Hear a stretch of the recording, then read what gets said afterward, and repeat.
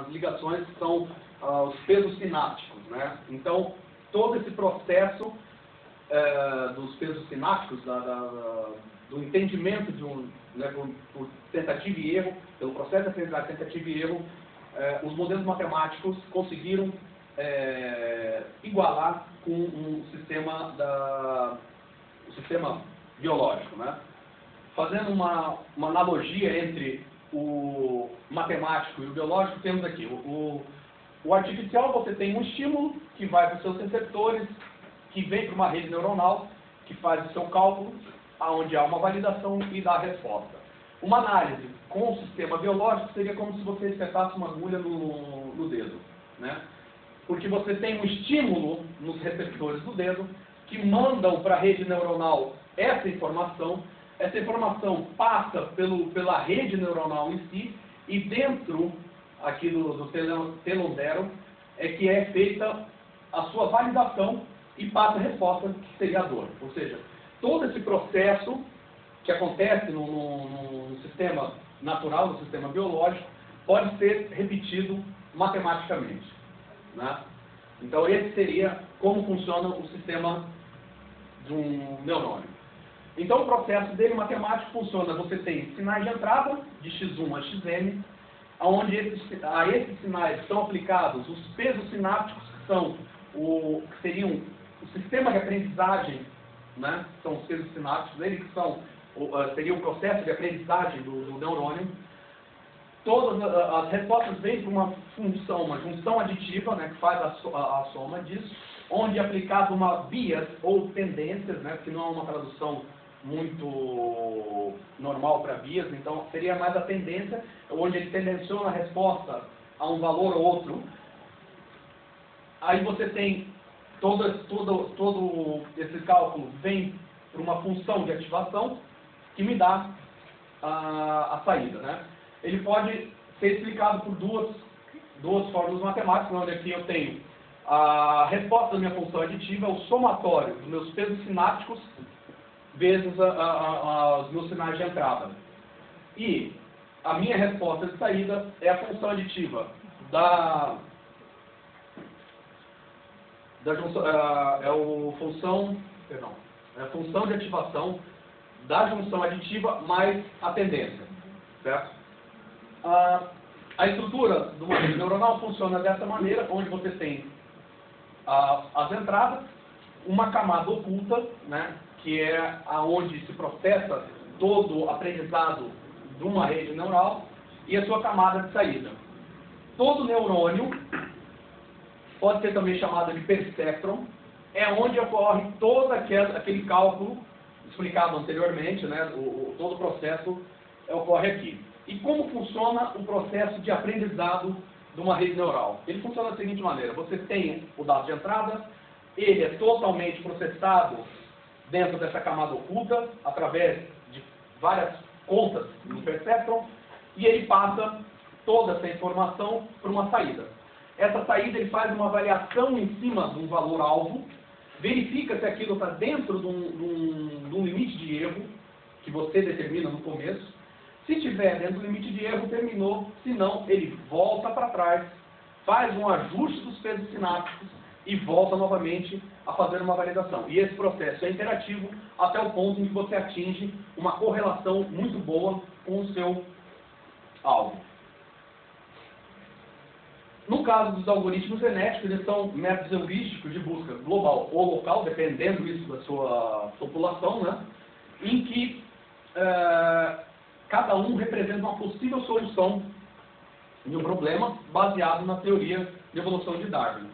Aqui você tem um fluxograma de como funciona o algoritmo genético. Então ele faz uma definição dos algoritmos genéticos, faz a geração aleatória, cria-se a população inicial, vai para uma variação de função objetivo, e aqui ele verifica se está dentro do critério de paragem. Não estando dentro do critério de paragem, ele vai para um operador de seleção, uma recombinação, depois uma mutação, gera uma nova população e volta novamente para essa parte de avaliação.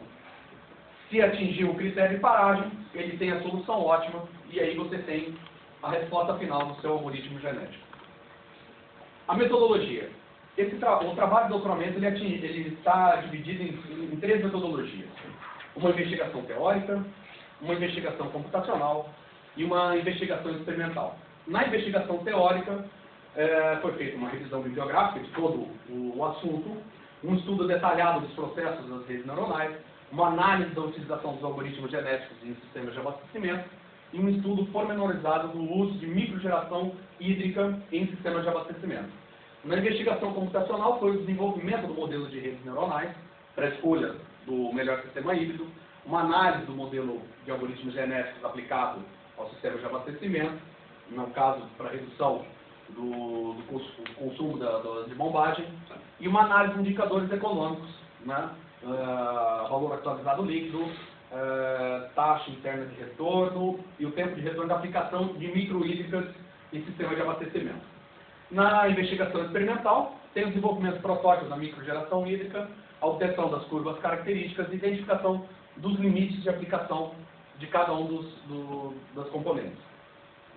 Trabalho desenvolvido desde setembro de 2009 até hoje. Na parte de revisão bibliográfica, foi feita a síntese de conhecimento de sistemas de abastecimento, energias renováveis, das redes neuronais e algoritmos genéticos. Até o momento já foram revistos e citados nessa parte de conhecimento 120 artigos. Na modelação matemática computacional foi feito o desenvolvimento da rede neural artificial, o desenvolvimento do melhor sistema híbrido e uma aplicação de algoritmos genéticos no sistema de abastecimento para reduzir o custo de bombagem. No caso de trabalho experimental, já está sendo feito a análise de protótipo de microturbina no laboratório de forma a determinar a curva característica e aplicação em sistemas reais. No caso da rede neuronal, esse aqui é um fluxograma de como funciona a rede neuronal. Acho que aqui não se vê bem, talvez na folha dos professores deva dar para olhar um pouco melhor. Não digo que vai dar melhor, claro que também está bem pequeno, mas no PDF que enviei está mais expandido. Para eu criar a rede neuronal, eu tive que tomar uns certos procedimentos. Primeiro foi determinar o campo de aplicação da microgeração hídrica no sistema de abastecimento. Já que a intenção era que o sistema de geração através de microturbinas fosse importante em que ele entrasse, eu tinha que determinar qual o campo de aplicação. Avaliar as características de vento das turbinas eólicas no território de Portugal, porque cada local tem uma variação, então eu tinha que determinar isso. Simular os sistemas de abastecimento dentro do modelo hidráulico para obter o comportamento hidráulico do sistema. Aplicar os dados, tanto do modelo hidráulico, no modelo de configuração, para que eu conseguisse ter dados de entrada e saída para a geração da minha rede neuronal. A criação dessa base de dados. Treinar minha rede neural para diferentes situações analisadas e, por fim, validar a minha rede neural. No caso do modelo de classificação que determina qual é o melhor sistema híbrido, ele trabalha com custo atualizado líquido. No caso aqui é onde ele pega o custo total anual e divide pelo fator de recuperação de capital da taxa de juros e da vida útil do projeto. Eu uso o valor atualizado líquido, que é esse valor calculado pelo modelo, multiplicado por menos 1. Essa tabela aqui, infelizmente aqui não aparece muito bem, é todo o range, ou seja, todo o limite de valores que eu tive para determinar o começo da minha rede neural, onde eu tenho as velocidades de vento aqui, os caudais, a queda útil e a altura de elevação, ou seja, são os meus limites para a criação da minha rede neural. Quando eu desenvolvi os dados usando os modelos de hidráulicos, né, no caso do EPANET e o modelo de configuração econômica, eu consegui gerar uma tabela onde eu tenho aqui a minha matriz. Isso aqui é um exemplo muito pequeno, porque a matriz final dos dados de entrada da minha rede neural, elas são 11 por 19.602 elementos. né? E a minha matriz de saída são 5 por 19.602 elementos também. Então, esse aqui é um exemplo da minha matriz de entrada e esse aqui da minha matriz de saída. Um dos grandes problemas na criação da rede neural exatamente é definir um número de neurônios em que eu tenho na minha camada oculta. Esse é o grande problema que se tem quando se cria uma rede neural. E eu, pesquisando, descobri 6 regras de decisão, sendo as mais conhecidas a de Baumhauser e a de Heck-Nielsen, né, para determinar um número de neurônios. Quando eu calculei, eu percebi que há uma grande variedade, uma grande variação entre essas regras de decisão. E aí eu fiquei sem saber qual que eu iria utilizar, porque eu tinha 6 regras de decisão, ou seja, 6 números diferentes.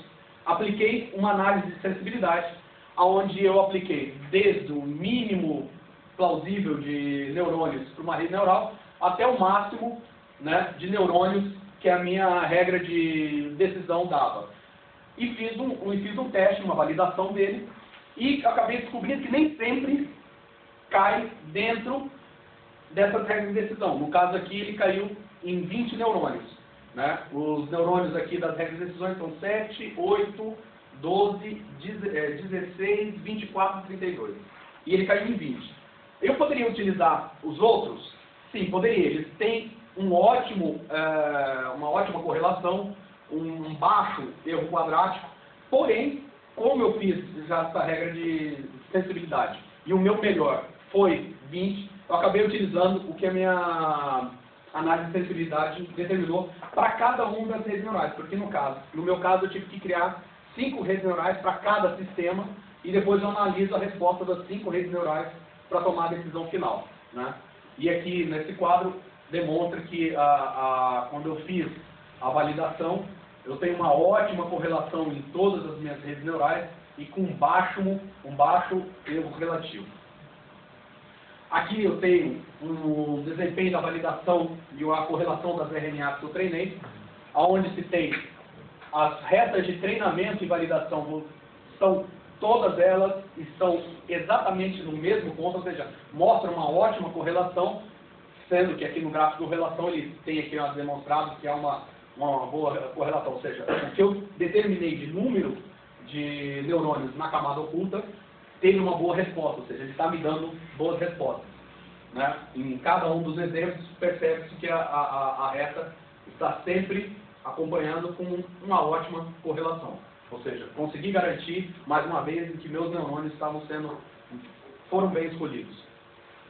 A partir daí, fiz um teste para saber se ela estava me dando uma resposta plausível, ou seja, se a resposta dela, mesmo me dando uma correlação, podia ser